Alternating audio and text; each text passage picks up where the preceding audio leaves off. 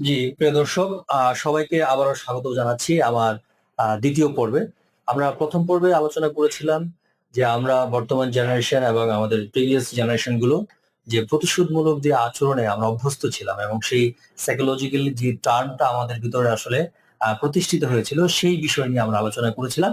এবং আজকে আমাদের আলোচনার বিষয় হচ্ছে যে এখান থেকে আমরা আসলে কিভাবে বের হয়ে আসতে পারি এবং নিজেকে কিভাবে এই প্রতিশোধমূলক যে আচরণ আমরা এই তৈরি করেছি সেই আচরণের জায়গা থেকে আমাদেরকে নিজেকে সরিয়ে আনতে পারি এবং আমরা একটি ক্ষমা সুন্দর আহ পরিবেশ এবং ক্ষমা সুন্দর আচরণ নিজের মধ্যে প্রতিষ্ঠিত করতে পারি, সেই বিষয়টি নিয়ে আমরা আলোচনা করি।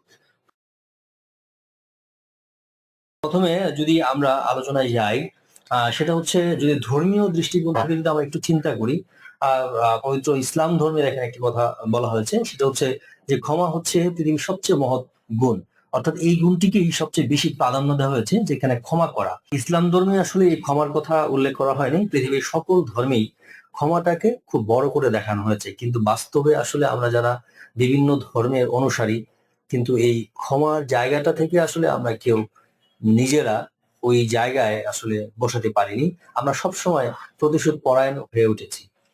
সেটা ধর্মীয় ক্ষেত্রে হতে পারে, সেটা আমাদের বাস্তব জীবনের কর্মক্ষেত্র হতে পারে সামাজিক ক্ষেত্রে, ব্যক্তিগত জীবনেও আমরা আসলে এই ক্ষমার জায়গাতে নিজেদেরকে স্টাবলিশ করতে পারিনি, বরঞ্চ স্টাবলিশ করেছি আমরা কিভাবে প্রতিশোধ দ্রুত নেওয়া যায়, কিভাবে প্রতিশোধ এই নেওয়ার জন্য কি কি কাজ করা যায়, নিজেকে বরঞ্চ প্রস্তুত করেছি যে প্রতিশোধ নেওয়ার জন্য নিজের ফিজিক্যাল ফিটনেস বাড়িয়েছি, প্রতিশোধ নেওয়ার জন্য নিজের ফাইন্যান্সিয়াল ক্যাপাবিলিটি বৃদ্ধি করেছি, প্রতিশোধ নেওয়ার জন্য আমরা পলিটিক্যাল ক্যাপাসিটি, পলিটিক্যাল পাওয়ার আমরা বাড়িয়েছি। তাহলে সবকিছু আসলে এই প্রতিশোধকে ঘিরে আমরা বড় হতে শুরু হয়েছি, এই বড় হয়েছি এবং বড় হচ্ছি। এই জায়গাটা থেকে আসলে অ্যাকচুয়ালি আমরা বেরিয়ে আসতে হবে। আমরা বড় হব, অবশ্যই বড় হব, কিন্তু সেটা কারণ প্রতিশোধ নেওয়ার জন্য নয়। আমরা বড় হব হচ্ছে পৃথিবীতে প্রথম বড় হওয়ার উদ্দেশ্য হতে হবে আমাদের পরিবারের জন্য, আমার ব্যক্তিগত জীবনের জন্য, আমার বাবা মায়ের জন্য, আমার সমাজের জন্য, আমার রাষ্ট্রের জন্য বড় হতে হবে। অবশ্যই আমাদেরকে বড় হতে হবে, কারণ মানুষের জন্ম হয়েছে আসলে সে বড় হওয়ার জন্য, কিন্তু সেই বড় হওয়ার সেই উদ্দেশ্যটাকে একটু আমাদেরকে ক্লিয়ারিফাই করতে হবে, আমাদেরকে স্পষ্ট করতে হবে যে আমরা কেন বড় হব, আসলে কারো উপরে প্রতিশোধ নেওয়ার জন্য আমরা বড় হব। এই ধরনের মেন্টালিটি নিয়ে আসলে বড় হলে পৃথিবীতে কোনো শান্তির বার্তা বা শান্তির পরিবেশ সৃষ্টি হবে না। এটাই হচ্ছে আসলে আমাদের আলোচনার মূল জায়গা, মূল কেন্দ্রবিন্দু। তো সেখান থেকেই আসলে আমাদের আলোচনাগুলো ব্যাখ্যা আমরা দিতে চেষ্টা করব। তো ধর্মীয় ব্যাপারগুলো থেকে একটা কিন্তু আমরা এখানে ক্লিয়ার যে ধর্মের সকল জায়গাতেই ক্ষমাকে বড় করে দেখা হয়েছে। বাস্তব জীবনেও কিন্তু আসলে আপনি দেখেন, যেই জায়গাতে আপনি বেশি আঘাত পেয়েছেন এবং সেই জায়গায় যদি আপনি ক্ষমা করে দিয়ে সেই সম্পর্কটা যদি আবার পুনরায় স্থাপন করার মাধ্যমে আপনি আবার কাজ শুরু করতে পারেন, সেখানে দেখবেন যে কাজের যে প্রোডাক্টিভিটি, উৎপাদনশীলতা পূর্বের চেয়ে অনেক বহুগুণ বেড়ে গেছে। তাহলে এখানে কিন্তু এই যে উৎপাদনের বৃদ্ধিটা শুধু ক্ষমার কারণেই হয়েছে। আবার সামাজিক সম্পর্কের ক্ষেত্রেও তাই।